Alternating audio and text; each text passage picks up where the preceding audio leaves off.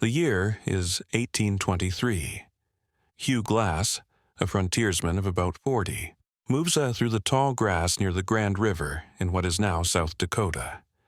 He's scouting for game, alone, ahead of the fur-trapping party he's with. The silence of the plains is a familiar comfort, but that comfort shatters in an instant. He comes upon a grizzly sow and her 2 cubs. There's no time to think, no time to raise his rifle. She charges. The attack is a whirlwind of claws and teeth. The grizzly, a force of pure nature, rips into him. She rips his scalp from his skull. Her teeth sink into his throat, narrowly missing his windpipe. He's thrown to the ground with such force that the snap of his own leg bone is lost in her furious roars. His screams finally reach the rest of the party. They rush in, guns blazing, and manage to bring the massive animal down. But when they look at Glass, they see a man who is already gone. As one trapper would later write, he was tore nearly all to pieces. They carry him back to camp, but his wounds are catastrophic. His leg is broken, his scalp hangs loose, his throat is punctured, and deep, ragged gashes across his back expose his bare ribs to the open air. The men, hardened trappers who've seen their share of death, believe he won't last the night. Yet he does. He clings to life with a stubbornness that is almost terrifying. But his survival is a problem. The expedition is in a dangerous position.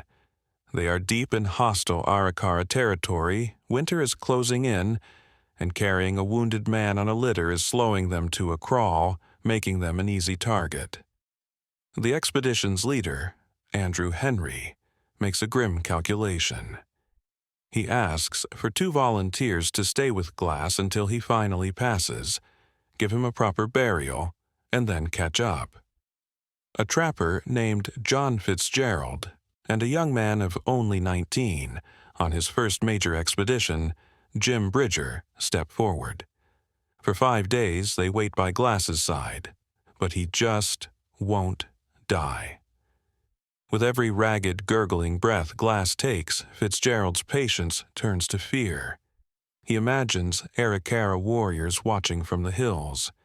He convinces the younger, impressionable Bridger that their duty is done, that staying any longer is suicide.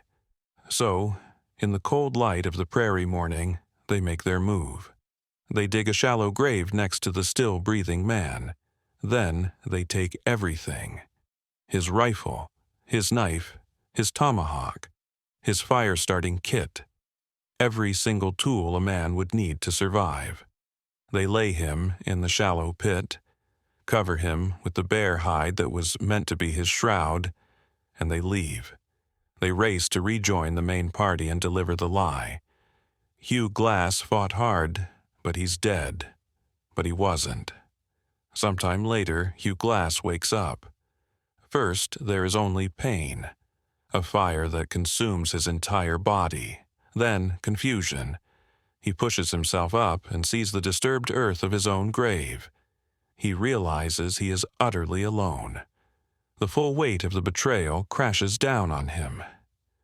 They didn't just leave him for dead. They stripped him of any chance of survival. He is more than 200 miles from the nearest American settlement, Fort Kiowa. His leg is broken. His back is rotting. He has no weapon, no food, no fire. In that moment of absolute despair, something else awakens, a cold, burning rage, a will to live so fierce it borders on madness. This is no longer just about survival, it's about retribution. He reportedly sets his own broken leg. He lets maggots crawl into his wounds to eat the dead flesh and stave off gangrene. He wraps himself in the bearskin, his only possession, and fixing his eyes on Thunder Butte, a landmark on the distant horizon, he begins to move. He doesn't walk. He can't even stand. He crawls. One agonizing inch at a time, Hugh Glass begins his impossible journey back from the dead. The crawl begins. not a journey measured in miles but in inches. Each pull forward is a scream of torn muscle and grinding bone. The earth is cold and unforgiving against his raw, open back, where the festering wounds have become a world of their own. He'd let the maggots in, a horrifying act of self-preservation, allowing them to clean the dead flesh from his ribs to stave off the rot. He is a creature of mud and blood, fueled by one single, crystalline thought that burns hotter than the infection in his veins: revenge. His eyes are fixed on the horizon, on the hazy silhouette of Thunder Butte, a landmark that promises he is at least moving in the right direction.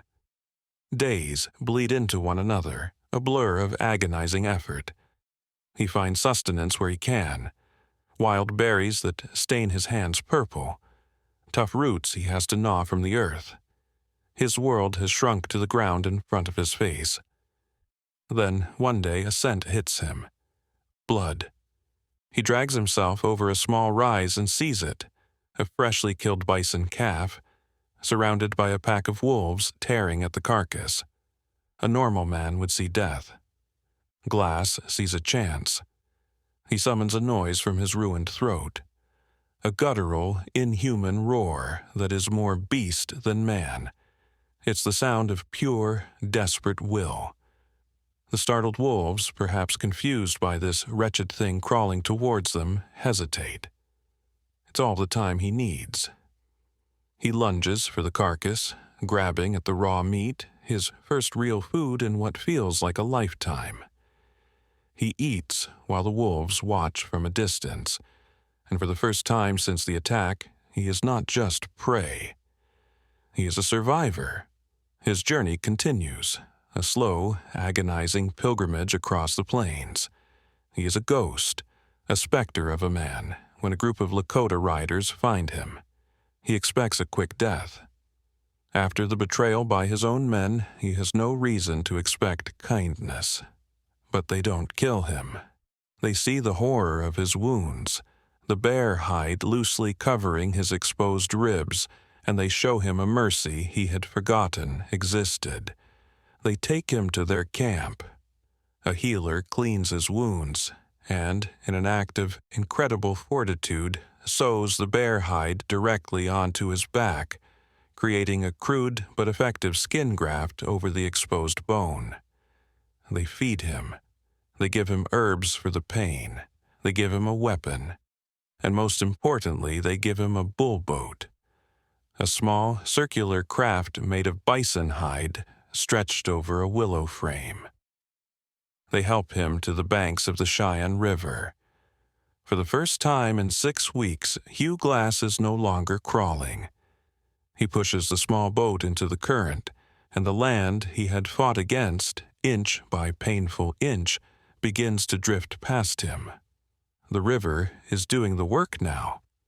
The pain is still a constant companion, a fire that never goes out. But as he floats, watching the sky instead of the dirt, he is no longer just a man crawling from his own grave.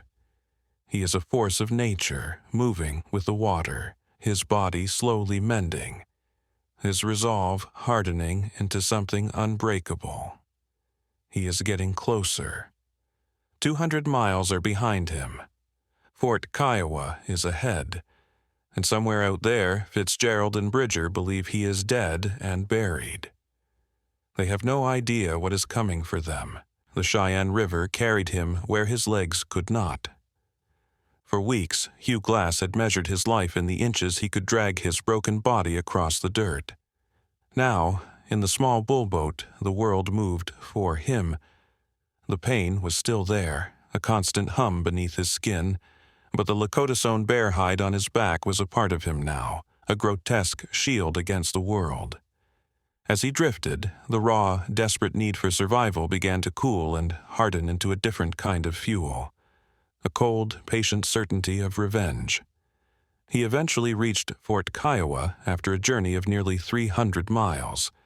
He didn't walk through the gates so much as materialize, a specter of torn flesh and animal hide, his eyes burning with a light that shouldn't exist in a man so close to death. The trappers inside stopped, their jaws slack.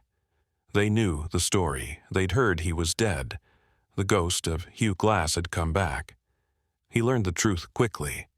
Jim Bridger was at a new fort on the Yellowstone River. John Fitzgerald, the architect of his betrayal, had taken Glass's prized rifle and joined an expedition heading down the Missouri. The men at Fort Kiowa urged him to rest, to let his body truly heal. But Glass was beyond that. The journey had remade him into something singular in purpose.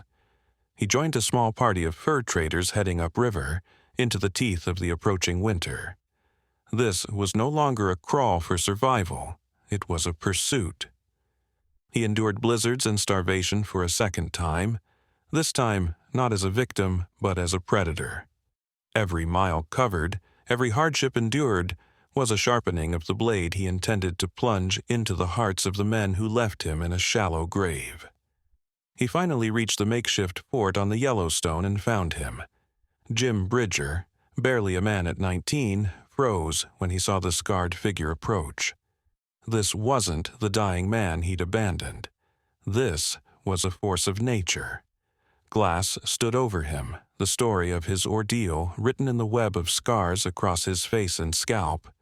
But as he looked at the terrified young man, who began to stammer apologies and confessions of his fear, the killing rage Glass had nurtured for so long faltered. He saw not a cold-blooded traitor, but a boy who had made a terrible, cowardly choice under pressure from an older man. It was a pathetic sight, not a monstrous one. Glass lowered his hand. He told the boy he would spare him, not out of mercy, but because his youth had saved him.